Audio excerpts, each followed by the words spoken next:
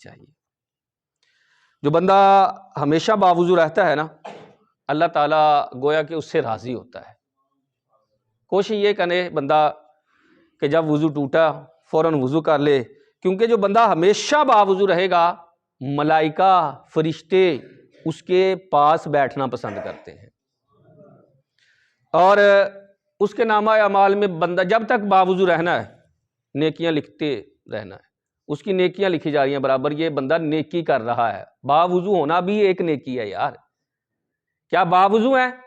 کچھ نیکی نہیں کر رہے بظاہر، باوضو ہونا ہی نیکی ہے، باوضو ہونا ہی کیا ہے؟ نیکی ہے۔ تو فرشتے آپ کی نیکیاں لکھتے رہیں گے، آپ کے اعضاء خود بخود تسبیح کرتے رہیں گے، اللہ اکبر کہتے رہیں گے، سبحان اللہ کہتے رہیں گے، الحمدللہ کہتے رہیں گے، اللہ کا ذکر کریں گے آپ کے اعضاء، اور اللہ کے فضل سے آپ کی نماز جماعت سے بھی نہیں رہے گی اگر آپ باوضو رہنا شروع کر دیں گے۔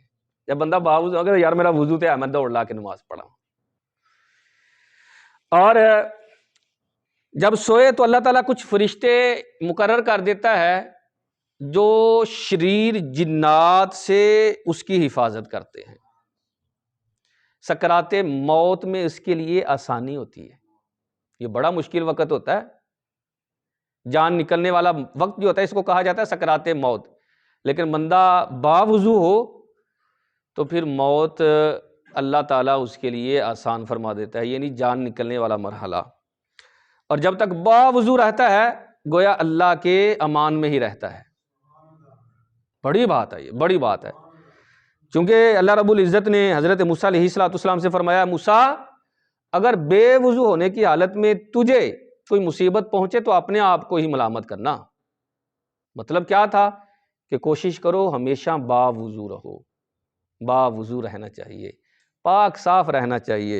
اور نبی کریم صلی اللہ تعالیٰ علیہ وسلم نے تو کیا سونے لفظ ہیں یار، سنیں گے تو دل جو ہے وہ جھوم اٹھتا ہے۔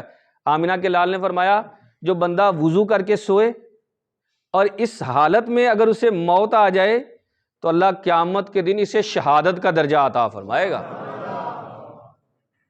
شہید وہ ہے جس نے اپنی جان جا کر جو ہے وہ سرحد پر دشمنوں سے لڑتے ہوئے دی، تو فرمایا یہ ملک الموت علیہ السلام اس کی روح قبض کرنے آئے ہیں اور وہ باوضو ہو، تو کمال ہے، پھر اللہ تعالیٰ اسے بڑا درجہ عطا فرما دیتا ہے، اسے فضیلت مل جاتی ہے کہ وہ جو ہے تو کوشش کریں باوضو ہی رہیں۔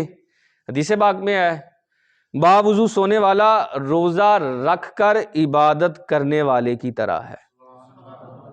ستا ہے کی کر رہا ہے؟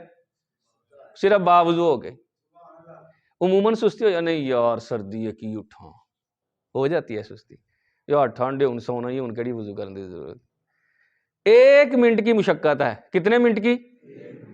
1 منٹ دی مشقت ہے تے سویرے سحری ٹائم فجر تک تہاڈیاں نیکیاں برابر لکھیاں جانیاں نے یار۔ تے 1 منٹ دی مشقت نہیں کر سکتے اسی؟